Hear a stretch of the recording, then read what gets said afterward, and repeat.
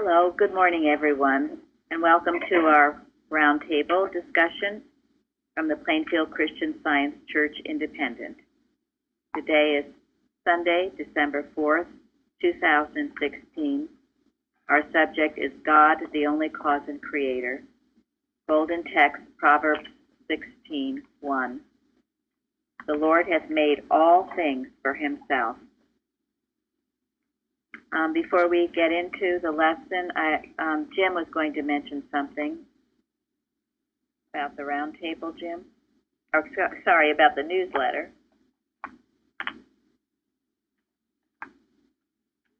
Did you want me to speak to it, Jim? Hello. Well, anyway, Jim is here, but he's not speaking. Yes. Would you say? I forget what you wanted me to say. Okay, well, you were just saying that you had been working on the December newsletter and you hadn't had anyone contribute or send anything to you. Oh, yes. I would appreciate any information at any time, and as quickly as I can get it, I will incorporate it into whatever the current newsletter is.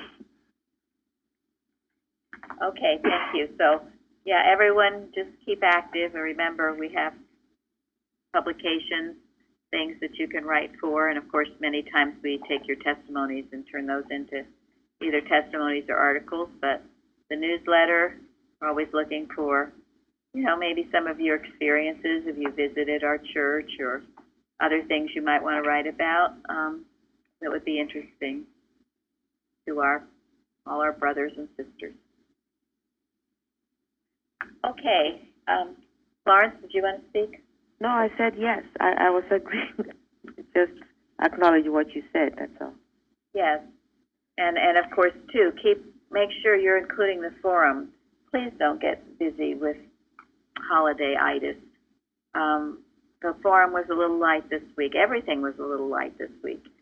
So put God first in all of this, and you'll find you have a much happier, deeply joyous experience all around. We shouldn't have to keep asking people. We should just be wanting to do this, volunteering and wanting to do it. And some of you do, and we're so grateful for those that you do. Okay, well, I guess we will skip to Science and Health. We had a wonderful Bible study yesterday. Thank you, Linda, and all of you who participated. We didn't get to the last question. So, Linda, you want to read that? Okay, well, I do. Well, Gary does. Thank you.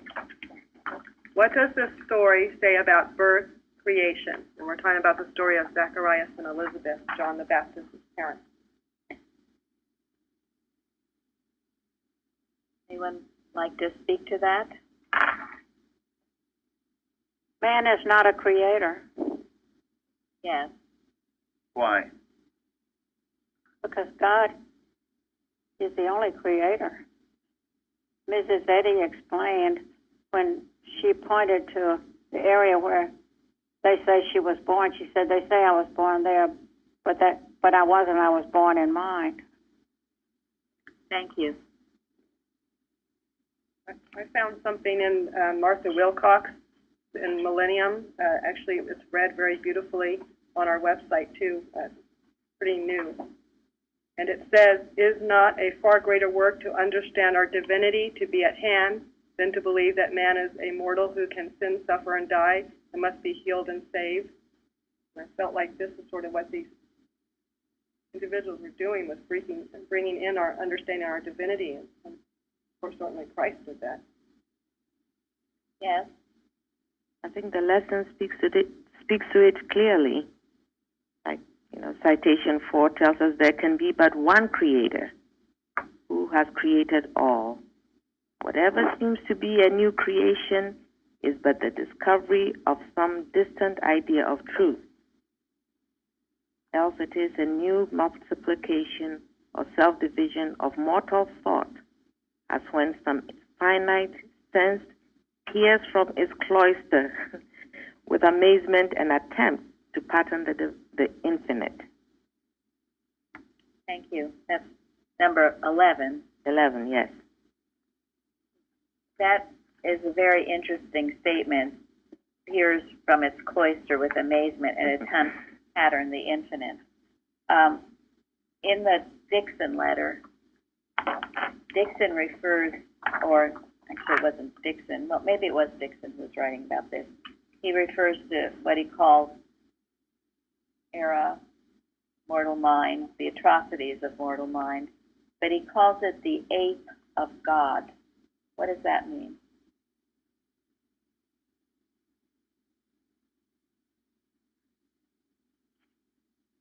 Did you ape, the ape of God? Ape of God.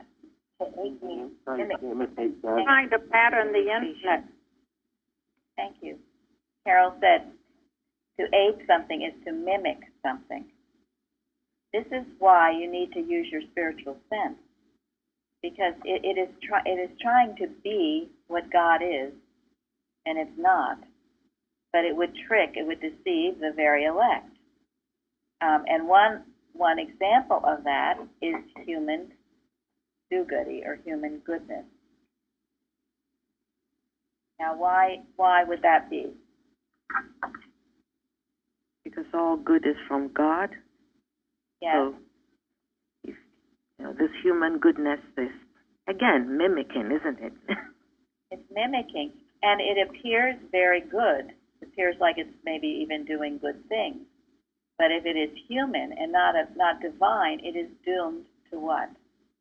Self-destruction. Self-destruction. Yes, self-destruction and failure. After it creates a mess. Right. Now, my first experience when I first came here, I was deeply, deeply ingrained in human goodness. That was my modus operandi. Thought I had to be humanly good. And if I was humanly good, I was pleasing God.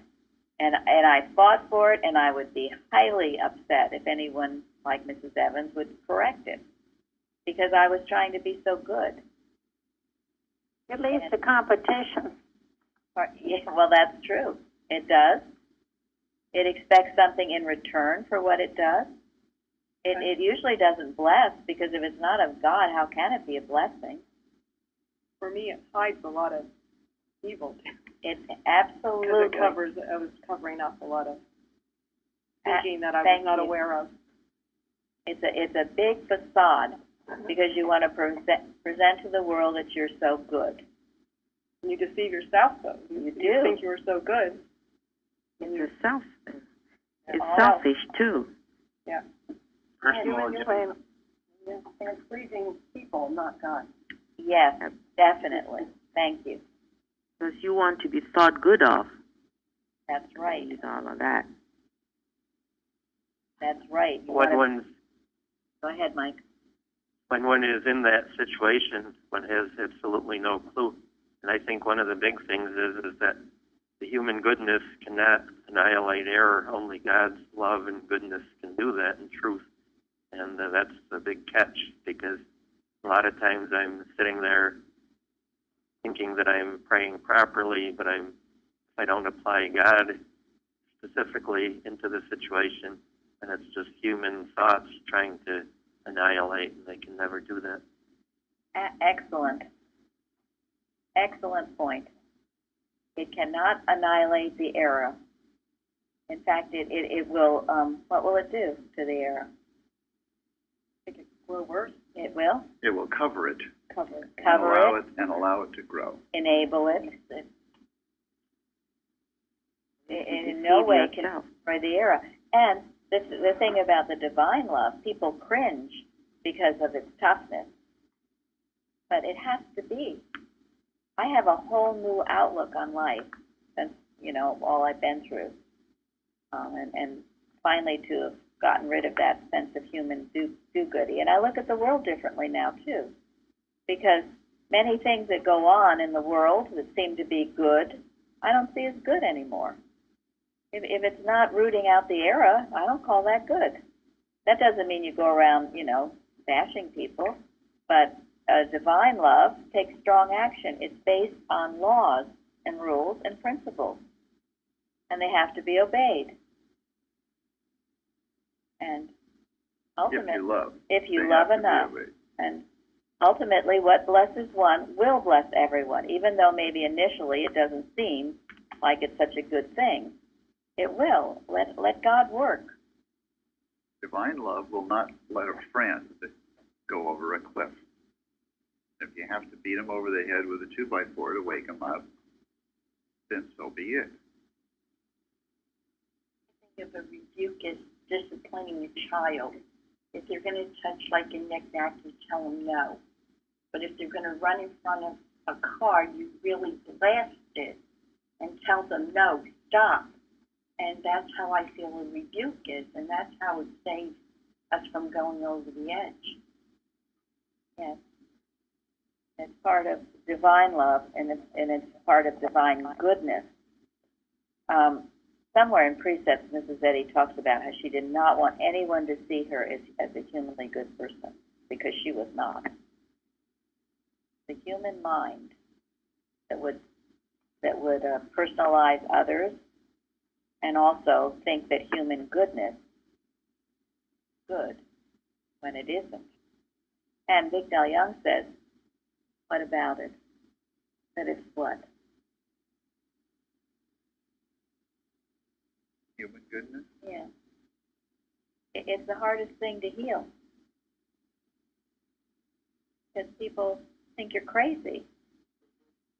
Yeah, it is. It is for so many people, it is their highest sense of right. But it's lazy and it's selfish. Deep down, you look squarely and honestly. That's true, because you're not facing what you need to face then. That's Yeah, the point. you put on a facade of human goodness to cover up your unwillingness to take care of things that are wrong. It's very deadly, and it has been a poison that has permeated the organization And this nation. and this nation, because these scientists are so asleep to this. And honestly, I don't know where I would have learned about it except in this church and in the, quote, unauthorized writing, especially Carpenter's writing. She exposes this. But it is in the Bible, and it is in Science and Health if you read it. Yes, if it is there. What did Jesus say to the lawyer that approached him and called him good master? Paul said, don't call me good. There's only one good God. Yeah, he blew his head off. Don't you dare call me good. There's only one good. If you get a right sense of this, it is so liberating because you will realize there is only one good. That means you will not get a swelled, conceited head. It keeps you humble. If you've done something good, well, that's good that you've reflected God in that instance. But it's always the glory goes to God. And then it also liberates you from the other side of that coin, which is what? Evil. Evil. Personalizing it and then thinking you're so bad and then Yeah. Thinking you're so bad, ashamed, condemnation, all of that. No. Whatever you did, if at that time you weren't listening or obeying God, was not you, it was animal magnetism. It's a great release because I was swinging back and forth from feeling so humanly good to feeling so humanly bad. The next day I'd be good, the next day I'd be bad. Back and forth, back and forth. So glad to be done with that. It also enables you to judge righteous judgment because when you have that clarity in your own thoughts, you can see truly what's going on. It brings about a spiritual sense that you wouldn't ordinarily have. Go ahead. I was just going to say, something I love about this question about birth and creation is that seeing God, seeing that He ordered all these things. He ordered this coming of John the Baptist and Christ, and Jesus, and that we all have a divine destiny, and we can all know that for each one of us, and that is so thrilling to think about. It is. So, Linda, could you read the watching point?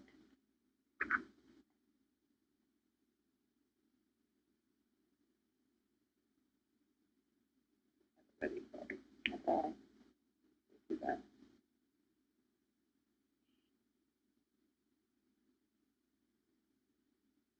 The watch is number 16. Watch lest you believe that you, or somebody else, is or has been a special deputy to God on earth, instead of realizing that the gifts of God are given impartially to all of his children, regardless of human education, birth, sex, or environment. It is true, however, that each has a special niche, the mission that has been given to him to perform according to the plan and will of the Father. Thank you. Very important you understand this. Really, to refer to anybody in terms of sex or color is, what difference does it make? We're all children of God. All that it matters is the expression of Christ. The inner man, as it says in one of the readings from Paul Yes. this week, it's the inner man. Yes, the inner man. This is one of the things I got from the citation from James, where he says, every good gift and every perfect gift is from above, and cometh down from the Father of lights, with whom is no variableness, neither shadow of turning. One of the Bible study sources explains what are the gifts come down from the Father, the perfect gifts. And when you think about it, it's the gift of reason, the gift of love, the gift of inspiration, the gift of our spiritual sense. Gift of life. Every quality. These are gifts that come to all of us in abundance. But nobody has any more or less than any of these, because they all have everything that God has to give to them. Express them differently, but nobody is deprived of any of these. So, yeah, and when you know this, you'll feel a great sense of love for yourself and for others, and no competition, no who's greater or lesser, but we all have our place in this plan. Now, before I go to the next question, anything more about the ape of God? It's very important that you understand how Era tries to mimic God. That's the wolf in sheep's clothing. It's on the sheep's clothing to make you think it's very acceptable, but underneath is a wolf. That is how the human mind derives your belief in it. It tries to appear to be good, tries to appear to be what you might think God is. So you give it credibility, you give it space, and it creeps in. The more you give it, the more it creeps in, till it does what? It tries to legitimize itself. Right, until it does what? Vince said it is. Till it bites you. Yeah. You know, Till it hurts you. Jeremy? So it certainly shows me why it's so important that we learn, what God really is and what our place in His creation is, because if we don't have that, there's no way to really know what that ape really is when we see it. That's it. You have to know the facts before you can see the counterfeit. Now, what about intellectuality? That's another ape.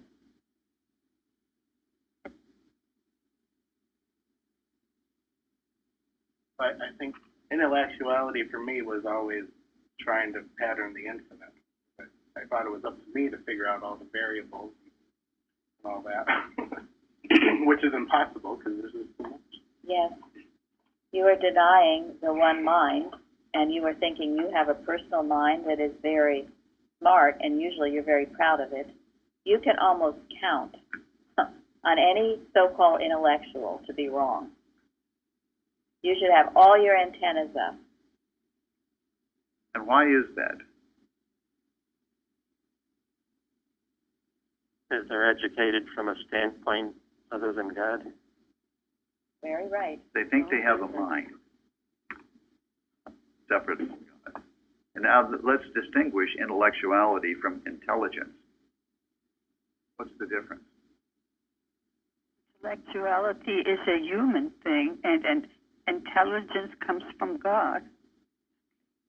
Now, intelligence, true intelligence, is the reflection of what God is telling you, of what God is giving you. Intellectuality starts on the premise that I have a brain that is smart, instead of I reflect God who is smart. You know, all these people with all these degrees, don't ever let anybody put you down. I'm telling you, if you're coming out from the intelligence of God, you've got them on all sides. Really. Don't be impressed with that. That was one thing, again, Mrs. Evans, because I started out here too. I was impressed with degrees and intellectuality and how smart people were and all the things they knew. I found that impressive, and boy, was I wrong. And I have since learned it's nothing to even respect. And very often it's these great schools of learning that can be so wrong. They have very little practical experience, and again, as we said, they believe in their cultivated intelligence, not intelligence, their cultivated learning and their wonderful mind and all their degrees, and they can probably tell you how to live your life. And Quote, they do. Quote, And they quote. Quote. And they look at you. Intellectuality does never heal. Never heals. Thank you. It never heals. That's a good characteristic of it. It never heals. It never has an answer. It's usually extremely do-goody.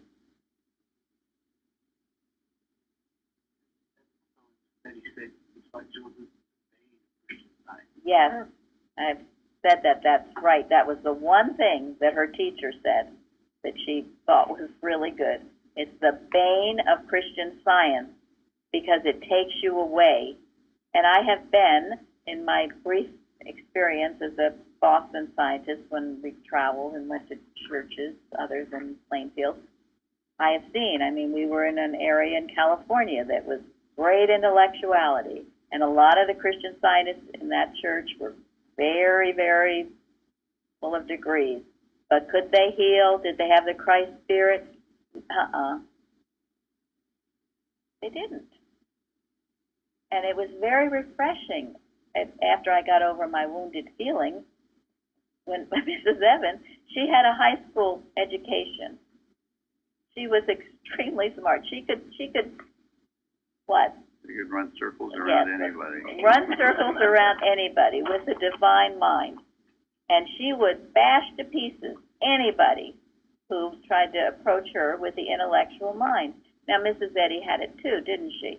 Where she had lawyers and all these educated men. I'm sure it was all these educated men that, when she had the estoppel clauses, thought that she made a loving mistake.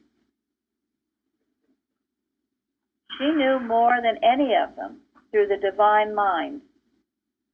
So I am never impressed when anyone tells me their pedigree, and that includes, as we talked about yesterday, who their teacher was or how long they've been in science, all of that stuff. It's your Christ that you express, and that is something I feel or I don't. And that's how you must feel too, and never feel put down by any form of intellectuality. It is the ape of God. Look at Jesus. What kind of education did he have? Carpenter. The scriptures. And the scriptures, yes. A little bit of history. Harvard University was the first college established in this country almost 400 years ago. John Adams attended, and in his biography, he states that they started every morning At 6 a.m. at 6 a.m. going to chapel. Before dinner, every afternoon at 5 p.m., they went to chapel. Now they ended the day. And they were all to be versed and known the scriptures. And they all were. Now look at it. Or any of the universities, most of them. So-called. My college, I had a sophomore year where you had to take both first New Testament and then Old Testament, then the New Testament, and their motto is not to be ministered unto, but to minister. But they've abandoned the Bible study. But I also have to say that in my experience and the other going to class and such, and when going to association, I met this individual who was pretty much an outcast because he had a lot of enthusiasm. So I kind of befriended him because everybody else thought he was too overly excited about Christian Science, which I thought was kind of weird. But anyway, so we would talk for hours because he didn't have any money, and he'd go to the reading room, and I'd call the reading room, and he could integrate the Bible in a way that just blew my mind. I mean, he knew the whole Bible. He cross references from the Old to the New, and back and forth, and yet he couldn't apply Christian Science any more than I could. And Thank that's you. where That's another, you see it in the ranks of science. You can see it sometimes in books that you read that are Christian Science books that are so intellectual. They're talking about how the words relate to each other and all the synonyms, and there's so many numbers here and there. Does that help you heal? I mean, it might be kind of interesting, but Might be kind of boring, too. it might be, yeah, usually it is. And I mean, I've known people, they've spent lifetimes. There's one person I knew, not well, but he spent a lifetime showing how every edition of Science of Health changed. Every little sentence had changed. He had volumes of how it all changed. And then he wondered why no one was interested in it, because I think he wanted to sell it. But who has time to read all that or to digest that? And what good would it do anyway? Or like your comment once where you said, does it heal anything? That was the big deal. That's the test. That is the test. Or does it let me help me feel the love of God? Thank you. Right. I mean, Exactly. But I have to say, when I was in the wilderness, that saved me to a big degree, because by going online and buying these older volumes, the writing was different. And my theory is that every volume may approach a different mode of thought that the person has. It's an evolution. It says the same thing, but in different wording. So it was incredibly helpful to me, but I still couldn't apply it. And it's these little nuances that are so important here at Plainfield. Again, going back, I was trying to find it here real quick, but there was this thing where Mrs. Eddy, it was rectification, and I can't quite put my finger on it.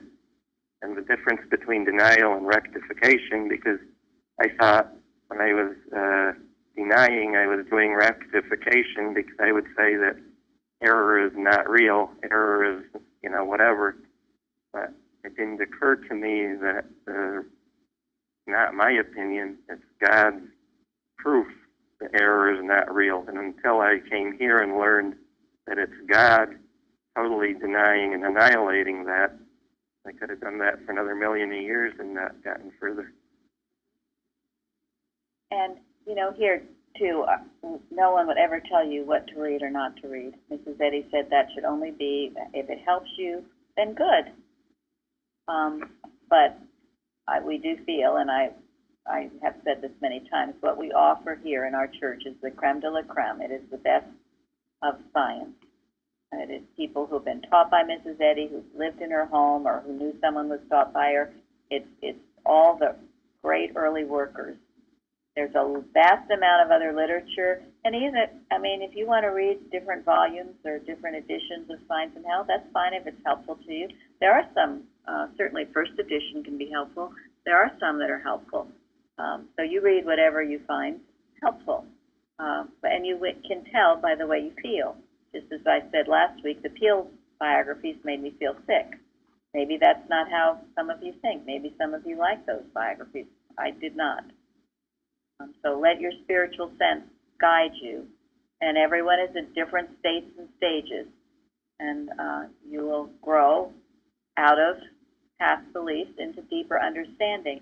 The reason I'm talking about this in the Ape of God is because Mrs. Eddy says in citation 4, mortals can never understand God's creation while believing that man is a creator. You will never get it.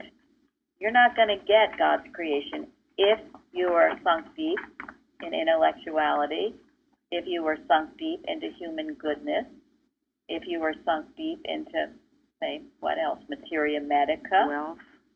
Wealth.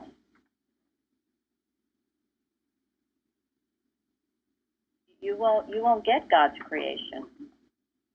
Self-importance. Self-importance, which goes along with the intellectuality and pride.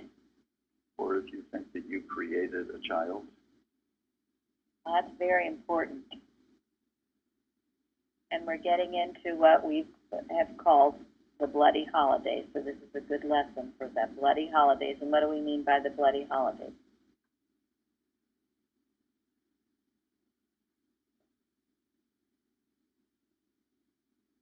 Family ties. Thank you. Family ties. And all of the human beliefs that go with them. Somebody owns you. You owe somebody. You have a special relationship.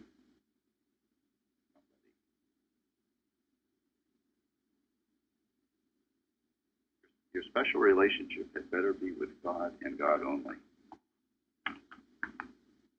Otherwise, it's not going to be of any use to those around you. And as a Christian Scientist, if you believed that someone created you or that you created somebody, you better stop right there and then and understand God is the only cause and creator. That's the human sense. Adam dream that leads to inheritance problems, all this misery and people fighting with each other, children rebelling against their parents, and all of this stuff. That's the family ties, the bloody relations, and it seems to come out at Christmas and Thanksgiving because people get together on the holidays whether they want to or not. So make sure that God directs all your paths. And we're not suggesting you go to a nunnery, but that you establish in your thought who is your Father, Mother, God. And if you've created no one, God is the only creator. Then you can go forth to bless, knowing who and what you are. Bless others with that knowing as well. When you carry that Christly thought with you, you will be a blessing to whoever is around you. You will feel God's direction as to where you should be and where you should not be. It's important that you follow that leading. Because if you go to a situation just because you feel obligated or because it's a human do-goody thing, or I don't know, whatever other human reason, what's going to happen? It won't be good. It will not be good at all. And you will be miserable. You will be miserable, thank you. And it will take you a while to get over it. Like you have to come home and cleanse yourself of that exposure. What should be your only reason for doing anything? Yes. God. Bless others. God bless others because you feel sent, directed to do so.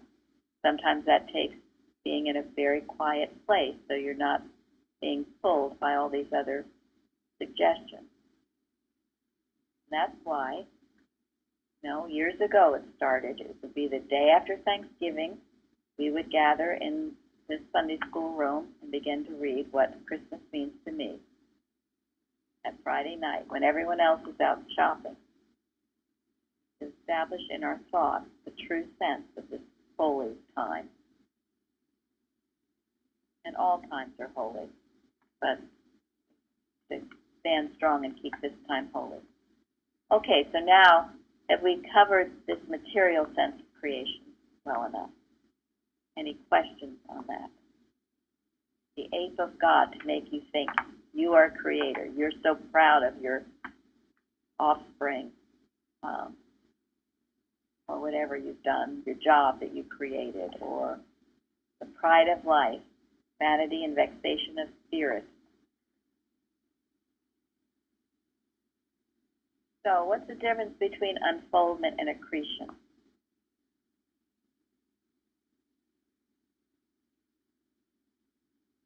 Unfoldment is more along the lines of getting an insight, and accretion is just adding to your knowledge. All right. Anybody else? That would mean that unfoldment comes from God only. I would say. I tend to think of unfoldment like you're walking. One time when I was young, I went with a hike with my dad, and he kept saying, "Let's go to the top of the next hill." We get there, and we see another hill, and we just kept going like that. And I just think of that, we get to a new perspective, and then you see what's next. That's a good, very good. Thank you. I was going to say, you get a clear picture of something, and that's clearer than it was, and it becomes more important, more everything. Thank you. Unfoldment is the clearing of your vision to see what is already there. Accretion is feeling like nothing's there and you got to add something to it. Thank you. When I looked up the definition of accretion just now, it says the process of growth or increase, typically by the gradual accumulation of additional layers or matter. That's great. Thank you. Perfect. And there's never enough, is there? You're always adding, and it's something you were doing. So what does that tell us about spiritual growth? What does a flower do? It opens. It unfolds. It unfolds. It leans to the sun. Unfoldment is like inspiration. The flower has everything within itself, doesn't it, to unfold. So does an oak tree. So do you, if you allow yourself to unfold. You are a complete, perfect idea of God, created by Him. Just as a flower unfolds, you are unfolding at the rate and whatever else is needed, but it is unfoldment. And it is the sun, yes, and the rain, bringing it forth. And the flower unfolds to the sun when it feels the sun shining on it and the warmth. Does it come from within, or is that? Yes. Yeah, the kingdom of heaven is within you. It's from within. And if we lean towards the sun, God, the more we lean, the more we unfold. Unfolding is also an opening. It's true Open to understanding. God. Well, you should think of yourself and everything around you as unfoldment. If you think that you need something, whatever it is. So, okay, so you need a house. Let God unfold it to you.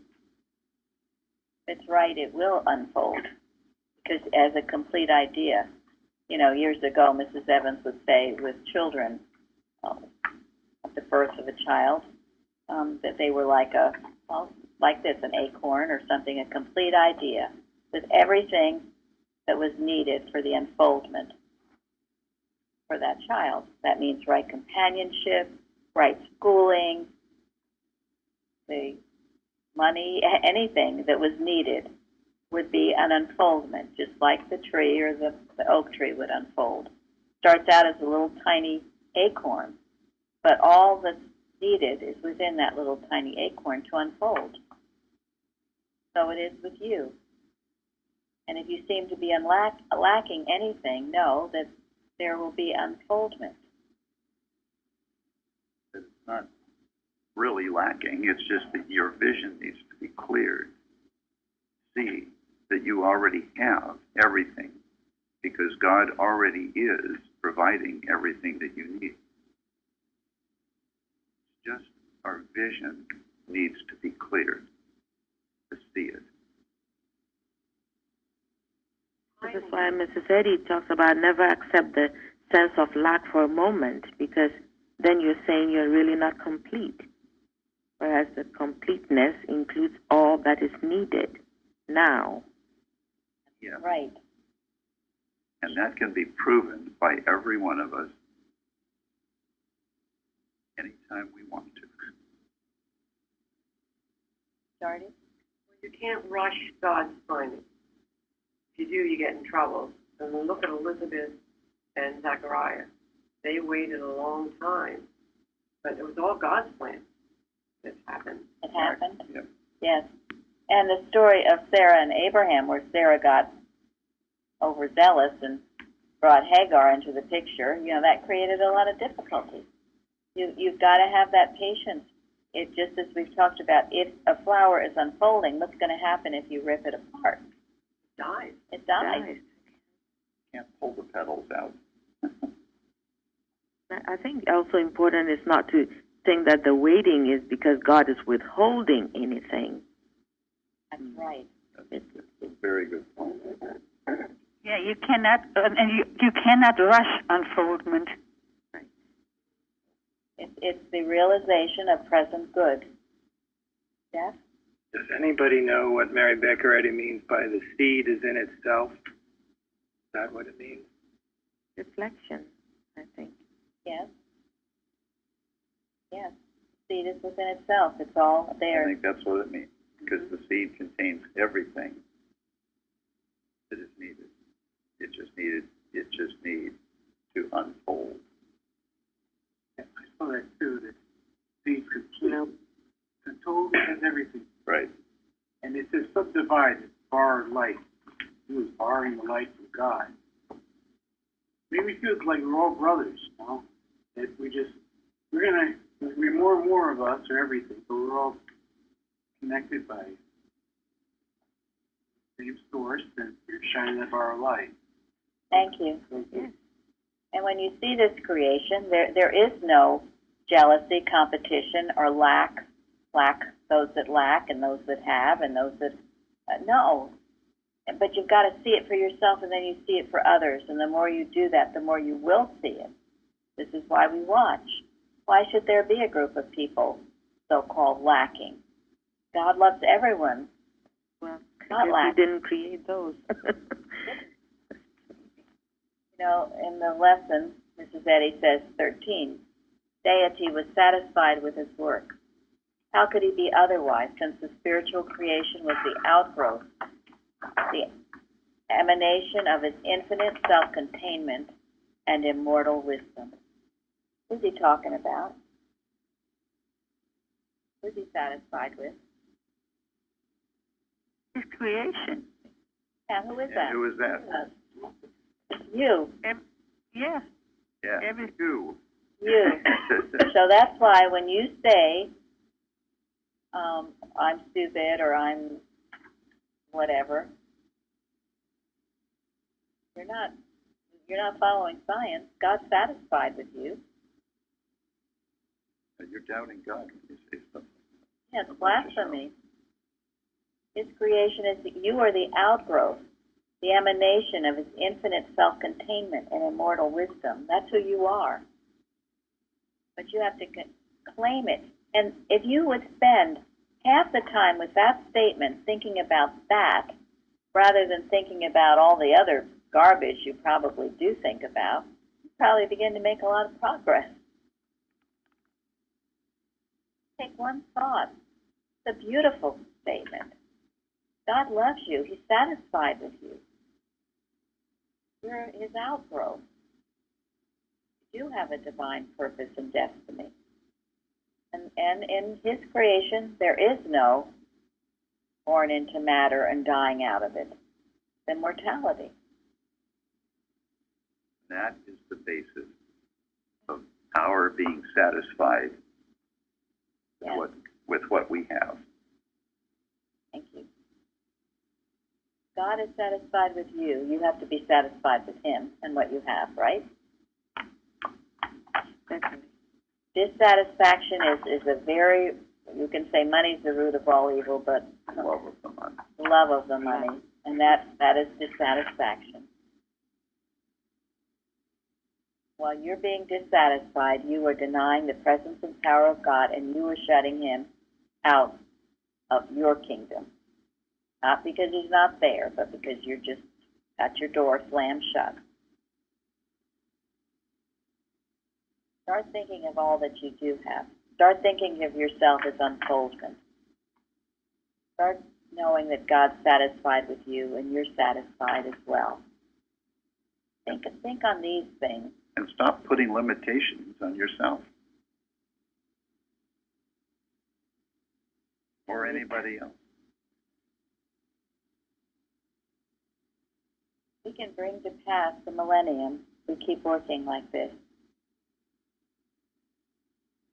That he says in number 8, the tree and herb do not yield fruit because of any propagating power of their own, but because they reflect the mind which includes all. Infinite mind creates and governs all from the mental molecule to infinity. God created everything from the tiniest thing to the most grandest. What is there to fear? What are these allergies you're telling me about? Or bug bites? Or germs, or whatever else you're complaining about. Where did they come from? That's the ape of God's creation. That's not God's creation.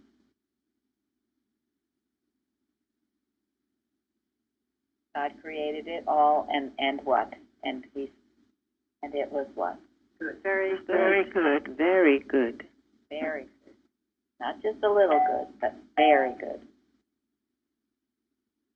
So, start accepting, applying the truth about creation, about you and everyone, and dwell on these things, because this is the truth. And the more you do that, the more you will bring it into your experience. And I'm going to end with Mrs. Wilcox's scientific translation. I read the first paragraph yesterday, but I'm going to continue a little farther. She says, not a single blade of grass, a leaf, or a flower is material when viewed correctly. It is spirit mind which conceives, outlines, and forms these ideas, which multiply and replenish the earth. So if you need to conceive something, if you need to outline, form, all in spirit mind. Then she goes on. Mrs. Eddy says in Science and Health, by its own volition, not a blade of grass springs up, not a spray buds within the veil, not a leaf unfolds its fair outlines, not a flower starts from its cloistered cell. All natural beauty and grandeur, from the freshness of the morning to the calm of the evening and the starry heavens at night, are the presence of the one Spirit and are therefore spiritual. All natural activities such as eating and walking and resting and hearing and seeing and thinking and feeling are not in nor of matter, but are the conscious functioning of the one Spirit and are therefore spiritual. all natural love and affection and gladness and happiness and joy and peace and harmony are not in nor of person, but are the one conscious life or spirit in being, and are therefore spiritual and unceasing. All things pertaining to and essential to our normal state of living, from a pin to a palace, when rightly viewed, are not matter, but are spiritual ideas at hand. That is God's creation, and that is what is here right now for us to see and manifest and be so infinitely grateful for. So we will go now and have a wonderful service, powerful service to go out and bless everyone. Thank you all. Thank you. Thank you so much. Thank you. Thank you very much. You're welcome, Uta. Have a good day.